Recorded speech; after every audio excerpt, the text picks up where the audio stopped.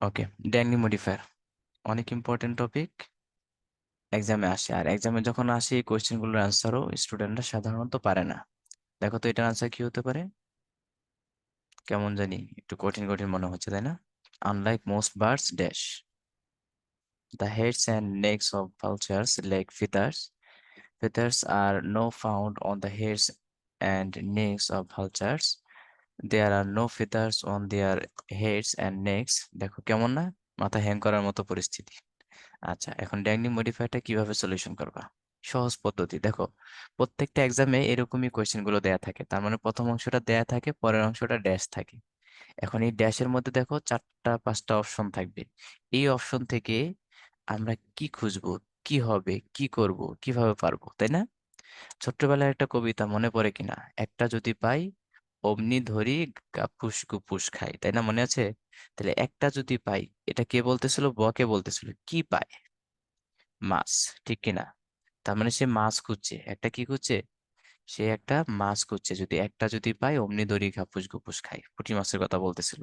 কিন্তু আমরা কিন্তু পুঁটি মাছ খুঁজবো না, আমরা মাছ খুঁজবো না, আমরা সাবজেক্ট খুঁজবো। বলো, এই মাছটাই হচ্ছে সাবজেক্ট। বলো, মাছটাই কি? সাবজেক্ট। একটা যদি পাই অমনি দড়ি ঘাপুস ঘুপুস খাই, তাহলে আমাদের সাবজেক্ট খুঁজতে হবে। সাবজেক্টটা থাকবে কোথায়? ওই যে নিচে যে চারটা অপশন থাকবে না, তিনটা চারটা পাঁচটা অপশন থাকবে, এই অপশনগুলোর শুরুতে সাবজেক্ট থাকবে। বলো, সাবজেক্ট কোথায় থাকে? মাঝখানে না শেষে? শুরুতে। কোথায় থাকে? শুরুতে। আমরা তাহলে শুরুতে সাবজেক্ট খুঁজে বের করব। এখন আগে আমাদের এই কোয়েশ্চেনটা বুঝতে হবে। এখানে আনলাইক শব্দের অর্থ কি? পছন্দ না অপছন্দ? হ্যাঁ, অনেকে অপছন্দ বলি, আস্তাগফিরুল্লাহ, কোনোভাবেই না। আনলাইক শব্দের অর্থ হচ্ছে এখানে ভিন্ন। আনলাইক শব্দের অর্থ কি? ভিন্ন। তাহলে মোস্ট বার্ডস মানে অধিকাংশ পাখিদের চেয়ে ভিন্ন, অথবা অধিকাংশ পাখিদের মতো নয়। দেখো তো এই সেন্টেন্সটা পড়ে আমরা একটা সুস্পষ্ট ধারণা পাচ্ছি। অধিকাংশ পাখিদের মতো নয় কি? ভেড়া, মহিষ, গরু, নাকি আরেকটা পাখি? ওকে, আরেকটা পাখি। তাহলে আমরা আমরা এখন পাখি খুঁজবো। বলো, আমাদের সাবজেক্টটা কি হবে তাহলে এখন? পাখি হবে। সাবজেক্টটা কি? মাছ না পাখি? তাহলে আমরা পাখি খুঁজে বের করবো অপশন থেকে। শুরুতে, মাঝখানে না শেষে? শুরুতে সাবজেক্ট। তাহলে এ নাম্বার অপশনের শুরুতে দেখো দেয়া আছে দা হেডস। তাহলে হেডস কি কোনো পাখির নাম? না। আমরা চাইলাম পাখি, দিল মাথা। উত্তর হবে না। নেক্সট আমাদের লাগবে পাখি। 2 নম্বর অপশনে দেখো দেয়া আছে ফেদার্স। চাইলাম পাখি, দিল পালক। উত্তর হবে না, বেখাপ্পা। তারপর আমাদের লাগবে হচ্ছে পাখি, কিন্তু 3 নম্বর অপশনে দেয়া আছে শুরুতে দেয়ার। এখন দেয়ার নামে পাখি আছে না? পাবনায় থাকে নাকি আফ্রিকার জঙ্গলে? কোথাও না। তার মানে দেয়ার নামে কোনো পাখি নাই। এবার দেখো ডি নাম্বারে দেয়া আছে ভালচার। এখন ভালচার শব্দের অর্থ কি? ভালচার শব্দের অর্থ হচ্ছে শকুন। বলো, শকুন কি একটা গরুর নাম, ভেড়ার নাম, মহিষের নাম? না, এটা একটা মানুষের নাম। না, এটা পাখির নাম। শকুন কি? শকুন মানে ফয়নি, তাই না? পাখির নাম। তাহলে এই যে শকুন একটা পাখি, এটা কি সাধারণ কোনো পাখি? No, never. এটা সাধারণ কোনো পাখি না। দেখো, টিয়া পাখি, দোয়েল পাখি, কোয়েল পাখি, ময়না পাখি, কি টুনটুনি পাখি, কত সুন্দর সুন্দর নাম, তাই না? এগুলো সাধারণ পাখি। কিন্তু চিল পাখি, কাক পাখি, শকুন পাখি, এগুলো কি সাধারণ পাখি না ডিপজল মার্কা পাখি? ডিপজল মার্কা মানে শকুন। এগুলো হচ্ছে কি এক একটা ভিলেন মার্কা পাখি, ভিলেন পাখি। তাহলে এগুলো সাধারণ কোনো পাখিদের মতো নাই, নয়। এই জন্যই বলেছে অধিকাংশ পাখিদের মতো নয়, এগুলো হচ্ছে বেজাত, জাত ছাড়া বেজাত প্রকৃতির পাখি। তাহলে এই আমরা উত্তর পেয়ে গেলাম, ডি নম্বর অপশন। ঠিক আছে, দেখো তো এটা আরো ইজি, এটা পারো কিনা? হিয়ারিং দ্য গুড নিউজ মানে গুড নিউজ শুনিয়া ড্যাশ। ঢাকা বিশ্ববিদ্যালয় তোমাদের ওই যে বাপদাদার আমলের কোশ্চেন এটা আমাদের, তাহলে 1996 সালে আসছে। দেখো তাহলে হেয়ারিং দ্য গুড নিউজ মানে কি? গুড নিউজ শুনিয়া। এখন গুড নিউজ কে শুনে? গরু শুনে, তাই না? না ভেড়া শুনে? না। এখন তুমি রাস্তা দিয়ে হেঁটে যাবা, বলবা, একটা গরুর সাথে দেখা হলো, তাকে বলবা, এই গরু শুনছিস, তোকে না পরীর সাথে বিয়ে দিব। এখন গরু কি খুশিতে লাফাবে? না। তাহলে কি?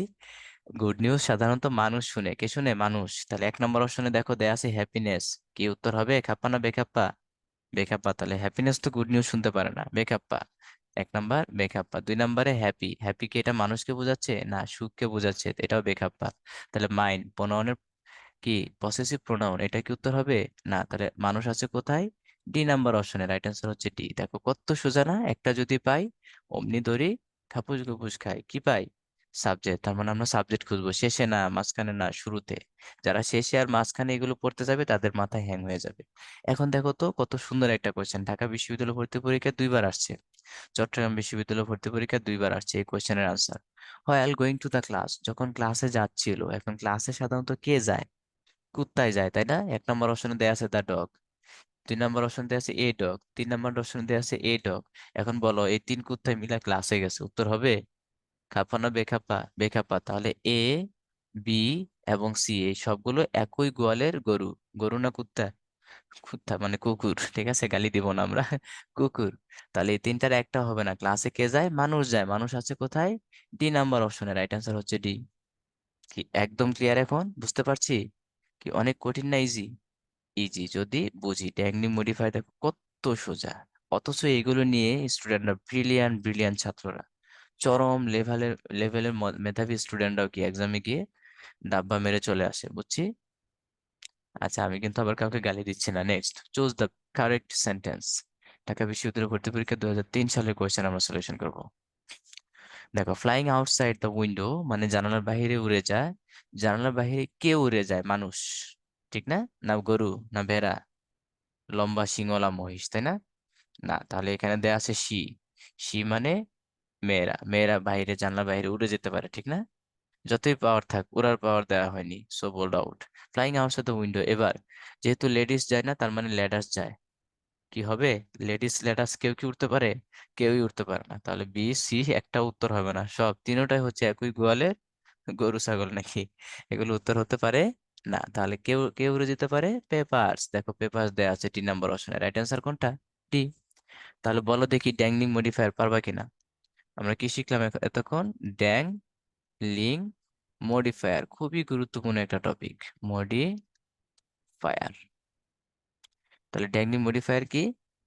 ড্যাংলিং মডিফায়ার হচ্ছে ওই যে মেইন কথা একটাই, একটা যদি পাই অমনি ধরি কাপুস গুপুস খাই। কি কি কি কি পাই? কি পাই? সাবজেক্ট। আমরা সাবজেক্ট খুঁজে বেড়াবো কোথায়? সেন্টেন্সের শেষে না, সেন্টেন্সের কোথায়? শুরুতে আমরা সাবজেক্ট খুঁজে বেড়াবো, ঠিক আছে? সেন্টেন্সের শুরুতে আমরা সাবজেক্ট খুঁজে বেড়াবো। তাহলে ওই সাবজেক্টের সাথে আমরা মিলিয়ে দেবো। প্রথম অংশটা পড়লেই আমরা বুঝতে পারবো যে আসলে সাবজেক্টটা কি হবে, ব্যক্তি হবে না বস্তু হবে। ঠিক আছে, জানালার বাইরে উড়ে যায়, তার মানে এটা ব্যক্তি হবে না, ভুলেও না। কোনো পশু হবে না, হয় পাখি হবে, নয় কোনো পেপার পত্রিকা, এরকম, ঠিক আছে না? তাহলে আমরা সাবজেক্ট খুঁজে বেড়াবো। সাবজেক্ট খুঁজে পেলে ওইটাই রাইট অ্যান্সার, তবে উপযুক্ত সাবজেক্ট লাগবে কিন্তু, হ্যাঁ। ভুল পাত্রে কন্যা দেওয়া যাবে না, উপযুক্ত পাত্রে, সৎ পাত্রে কন্যা দাও, ঠিক না? উপযুক্ত সাবজেক্ট খুঁজে বের করবো। তাহলে দেখো এখানে কতগুলো সাবজেক্ট, এই সবগুলো কি উপযুক্ত? না, একটাও যোগ্য না, যোগ্য হচ্ছে শুধুমাত্র পেপার। তাহলে পারবো না আমরা ড্যাংলিং মডিফায়ার? কি অনেক কঠিন না ইজি, বলো পারবো কিনা? ইনশাআল্লাহ। তাহলে আজকে থেকে ড্যাংলিং মডিফায়ার আমরা পারবো, কোনো সমস্যা নাই, কোনো প্রবলেম নাই, পারবো ইনশাআল্লাহ।